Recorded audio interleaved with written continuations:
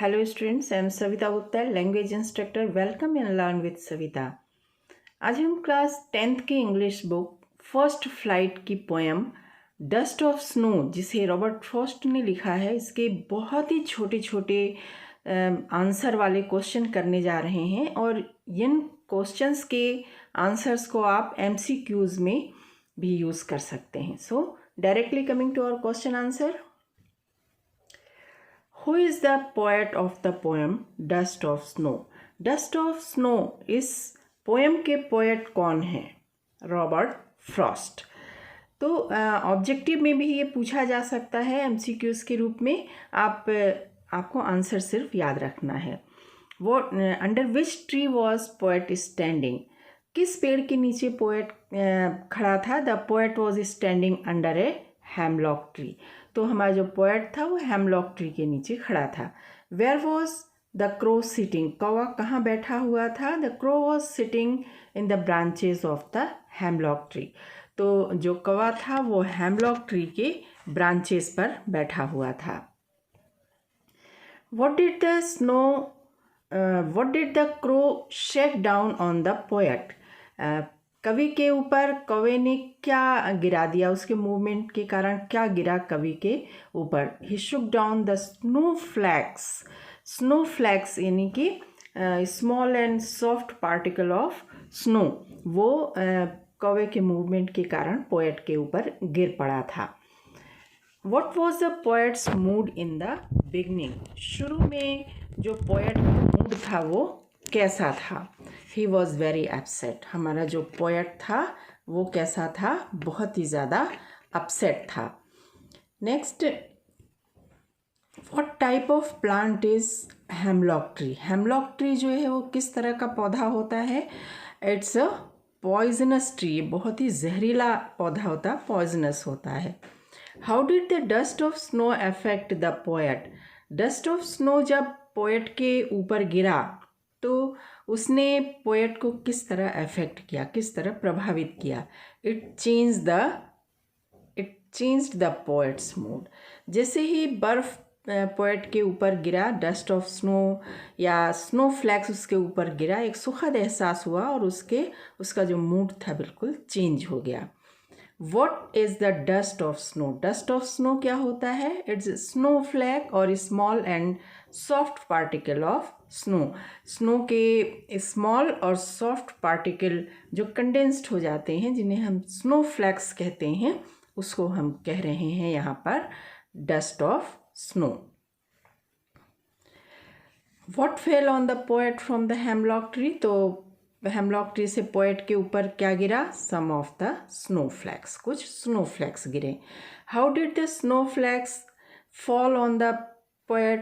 तो कैसे गिरा स्नोफ्लैक्स? अपने आप तो गिरा नहीं होगा, तो because of the movement of crow, कौवे ने कुछ मूवमेंट किया था जिसके कारण वो स्नोफ्लैक्स पोएट के ऊपर गिर गया था। What was saved the poet after the incident? इस इंसिडेंट के बाद क्या बचा रहा? Some part of the day was saved. तो पोएट चूँकि बहुत ही डिप्रेस्ड मूड में था, काफ़ी दुखी था और दुखी रह करके सिर्फ अपना दिन बर्बाद कर रहा था। तो जब स्नो फ्लैक्स गिरा तो उसका मूड सडनली चेंज हो गया, वो अच्छा फील करने लगा और इस तरह उसके दिन का जो दिन बर्बाद हो रहा था, बाकी का दिन उसका बच गया। What mood of the poet reflected in the poem? इस पोएम से कवि का कौन सा मूड रिफ्लेक्ट हो रहा है? The sorrowful and depressive mood of the poet is reflected in the poem. इस पोएम से कवि का दुखी और निराश मूड रिफ्लेक्ट हो रहा है। What is the sorrowful and depressive? How is the sorrowful and depressive mood of the poet is reflected in the poem? आपको कैसे पता चला कि पोएट सॉरोफुल और डिप्रेसिव मूड में हो, या क्या ऐसा इंडिकेशन दिया गया कि जिससे ऐसा पता चला? The use of word crow and the hemlock tree. ठीक है, तो इस पोएम में दो चीज़ यूज़ हुए हैं, एक सिंबॉलिक कि क्रो यूज़ हुआ है जो कि बहुत ही हार्श होता है, और हेमलॉक ट्री यूज़ हुआ है जो कि बहुत ही पॉइजनस होता है। ये दो सिंबॉलिक यूज़ हुए हैं और ये दोनों ही हमें इंडिकेट करते हैं सॉरोफुल एंड डिप्रेसिव मूड को। Was the movement of crow pre planned? क्या कौवे का मूव करना और बर्फ़ का गिराना प्री प्लान्ड था? No, it was incidental. नहीं, वो ये अनायास ही हो गया था कि कौवा मूव किया और बर्फ़ गिर गया। Did the poet remain happy during the rest of the day? क्या पोएट जो है बाकी के दिन कैसा बीता उसका, खुश रहा या नहीं? Yes, the poet remained happy during the rest of the day. तो हाँ, हमारा जो पोएट था वो बाकी का दिन उसका बच गया और वो काफ़ी खुश रहा, डे को अपने एंजॉय किया। What is the ongoing season off the poem? जिस समय ये पोएम लिखी गई उस समय कौन सा सीज़न चल रहा था? बर्फ़ गिर रही थी, ऑब्वियसली विंटर सीज़न चल रहा था। What is the synonym of the word regret? इसमें एक पोएम में एक वर्ड यूज़ हुआ है जिसका अर्थ होता है रिग्रेट, पश्चाताप करना। वो वर्ड क्या है? It's root.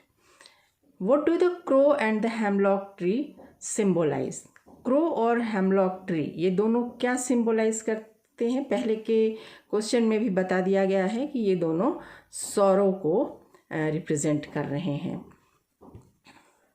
What does the dust of snow represent in this poem? Dust of snow इस पोएम में क्या रिप्रेजेंट कर रहा है? It represent healing power of nature. प्रकृति के अंदर जो हीलिंग पावर है, लोगों के दुखों को भर देने की जो क्षमता है वो चीज़ को बता रहा है। दुखों को भर देने की नहीं, उनके अंदर से दुख को दूर करके उनके मन को प्रसन्न कर देने की क्षमता। Name the poetic device used in the line has given my heart. Poem में एक लाइन है हैज़ गिवन माई हार्ट। इस लाइन में कौन सी पोएटिक डिवाइस यूज़ हुई है? तो यहाँ देखिए, यहाँ पर साउंड हा, हैज़ में और हार्ट में हा साउंड क्या हो रहा है? रिपीट हो रहा है। Repetition of consonant sound, that is the alliteration का यूज़ हुआ है। जो पोएटिक डिवाइस है वो है alliteration. What are the two negative creatures that Frost used as a carrier of positivity? है ना, दो नेगेटिव चीज़ें हैं और दोनों नेगेटिव चीज़ें अंत में पोएट के अंदर एक पॉजिटिविटी लाती हैं। तो ये दोनों नेगेटिव चीज़ें क्या हैं?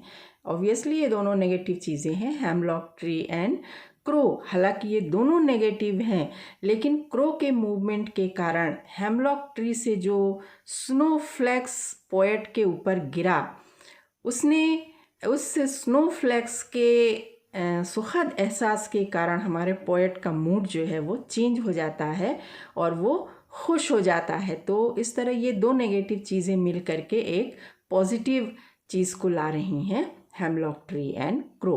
How many sentences does the poem dust of snow consist of? तो ये जो पोएम है डस्ट ऑफ स्नो, ये कितने सेंटेंस में लिखी गई है?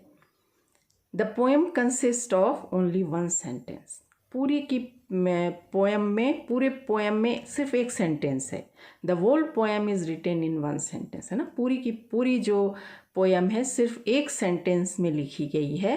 A fine example of enjambment. और ये पूरी की पूरी एक सेंटेंस 8 लाइन में ब्रेक है विदाउट एनी पंक्चुएशन मार्क। तो इस तरह ये पोएम डस्ट ऑफ स्नो ये बहुत बढ़िया एग्जाम्पल है इंजैबमेंट का। So students, this is all about the very short question answer of this poem. Thank you. Thanks for watching the video.